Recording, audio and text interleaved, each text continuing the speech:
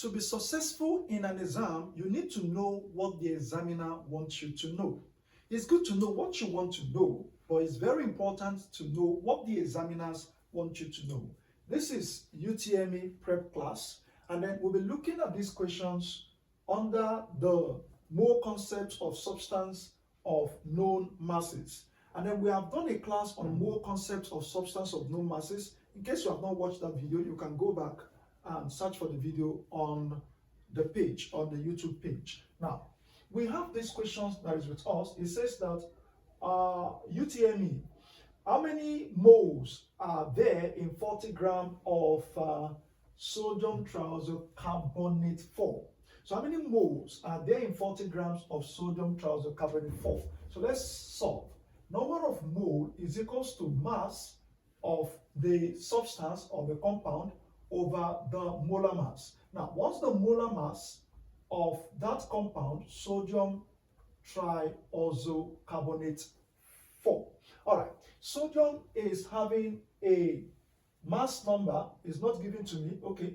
Sodium is having a mass number, relative atomic mass of 23, all right, and carbon is having relative atomic mass of 12, and then we have the other guy over there is 16. So now we have 23 times by 2 plus the carbon there is 12 plus the one of oxygen is 16 times 3. All right, now this is 23 times 2 will give me 46 plus 12 plus this should be 48. Now we're going to add all these things together. Now, for sometimes they might not give you this. That's why I was looking for it. They might not give you. You should always know that sodium is 23 if you are going to write UTME exam. But the standard relative atomic mass for sodium is 22.22299 something. So, but we use, or UTME usually use 23, and then carbon 12, oxygen is 16. It's the standard for UTME. So let's add up this. This is 46 plus 12 plus 48. Now this one will give me 106. So I have 106 gram per mole as the molar mass. Now, bringing back the formula, number of mole, which is this, or mole is equals to mass over the molar mass. This will become, the mass that is given to me there is 40 gram, and then the molar mass I have here is 106 gram per mole. If I do the mass, let's do the mass, let's see what we'll get there. So we say 40 divided by 106. And what do we have? 0.377. So I'll approximate it to be 0.378 mole. Is in the option? Let's find it there. 0.378 mole.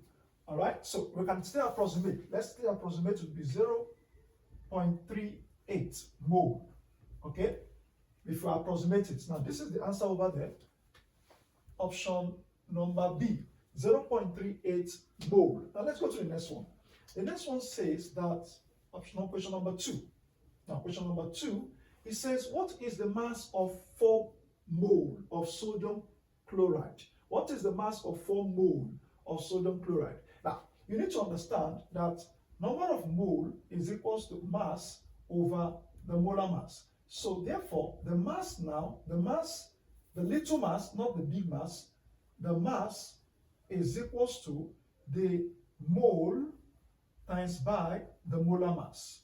The mole times by the molar mass. What I mean by that is that it will become M is equals to capital M times by M. All right? All right. No, let me exchange this. It will become N, which is the mole, times by my capital M. All right? So if you have understood that, let's look for the molar mass of sodium. Now, what's the molar mass of sodium chloride? Now, for sodium chloride, we were given that sodium is 23 and chlorine is 35.5. If you add up the relative atomic masses, 23 plus 35.5, you'll be having 58.5. So, I have it to be 58.5 gram per mole. All right. Now, but I was given the mole of that compound, and the mole I was given is 4 mole. Now, what I'm going to do is that the mass is simply number of mole times by the molar mass. What I'm going to be having is the 4 times by 58.5. 58.5. Okay, let's cross that calculator. 4 times 58.5. So 4 times by 58.5. I'm going to be having 234 mass, 234 gram. So 234 gram. That's the mass I'll be having there. Now let's search for the answer. Yeah, okay, this is the answer. 234 is the mass of that sodium chloride. All right, let's go to the next one. The next one says that what is the molar mass of a substance if 0.4 mole of the substance has a mass of 25.0 gram? All right, you just need to list out what you have. Now, in that place, what is the molar mass? The molar mass is not given. Molar mass is unknown, so let's make it X. What is the molar mass of the substance if 0.4 mole, so the mole there is 0.4, all right, of a substance that have a mass. The mass that is given to me there is 25.0 gram. All right, this is mole, in case you don't know that. So now, what do we have? Let's bring out the formula. Number of mole is mass over molar mass. If I put a 1 here, and we have mass is equals to number of mole times by molar mass. What am I looking for? I'm looking for molar mass. So I'm dividing by number of mole, divided by number of mole. So that molar mass is equals to mass over number of mole. Now, what's the mass there? The mass is 25.0. Now, what's the number of mole? Number of mole is 0.4. Now, if I do my maths, I believe I should get the answer now. So 25.0 divided by 0.4. I have 62.5. Now, mass is in gram. What I'm looking for, molar mass in gram per mole. So this should be in, let me not clean up the question, 62.5 gram per mole. 62.5 gram per mole. All right, let's look for the question. Let's look for the answer. Okay, now 62.5 gram. All right, that is the, what are we looking for? Yeah, molar mass. 62.5 gram per mole.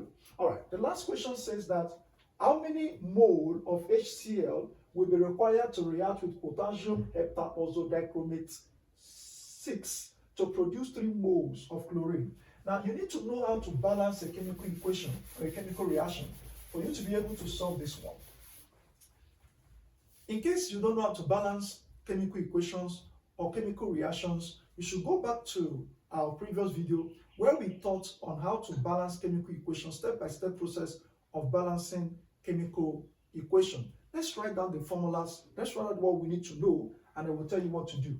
How many moles of HCl will be required to react with potassium heptaozodichromate 6 to produce 3 moles of chlorine? Now, first of all, let's write potassium heptaozodichromate 6, this is the formula, plus HCl.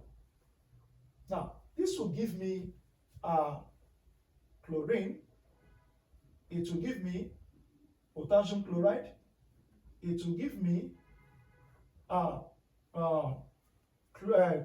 this guy, what else to call it now? This is chromate of chlorine or chlorine chromate. It will give me now it will give me water, H2O. Now this is the compound I will have. I have that potassium heptaozodichromate 6 react with HCl to give me chlorine, potassium chloride, and the chromate, chlorine chromate, and water. Now, from the equation, I was told that how many mole of HCl we require to react with potassium heptaozodichromate 6 to produce 3 mole of chlorine. Now, I'm going to use a red pen so that you can see it. 3 moles. I have 3 moles. Now, from the options, I have 14, 12, 11, and 10. If you observe it very well, you will, let's try with 14. Let's go up with 14. But normally, if you don't know the answer, you need to try out with all this. But I can presume that the answer is 14. Let's use 14. But if 14 is not the answer, we'll try out another one. All right, let's put 14. So 14 here. Because when you are balancing chemical equation, to balance a chemical equation is not a one-way something. You just have to be removing or changing the coefficient and not the subscript. You don't touch the subscript. When you are balancing a chemical equation, you don't touch the subscript. Leave the subscript alone. All right? Now, you only change the coefficient. Just as I have 14 mole now of HCl will give 3 mole of chlorine. Now, if that is the case, understand that the hydrogen is now 14. For this hydrogen to be 14, I'll put 7 here. So if I put 7 here, 7 times 2, the hydrogen is also 14. Now, but I understand that oxygen is 7.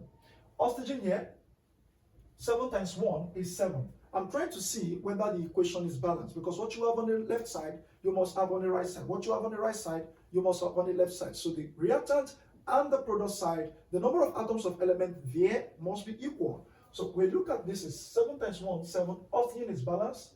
Hydrogen is balanced. Let's check for chlorine. Now for chlorine, if I put 2 here, and I put 2 here, now that means that 2 times 1, that is 2. 2 times 3, that is 6. 2 times 3 for chlorine is 6. 3 times 2 for chlorine is 6. 6 plus 6, that is 12. 2 times 1 is 2. 12 plus 2 is 14. So the chlorine is balanced. 14 times 1 is also 14. Which other thing is not balanced there? Let's check. Okay, potassium is 2. Potassium is 2. Chromate is how many there? Chromate is 2. 2 times 1, chromate is 2. So the equation is balanced. Actually, the answer is 14. You see? The answer is 14. If you don't know how to write a chemical equation, you'll not be able to answer this question. You need to know how to write the product of a chemical equation and balance the equation. You will get out the answer. All right? This is all we've got for you in this video. If you have any question, drop it in the comment section. This is all we got for you in this video. So have a nice day.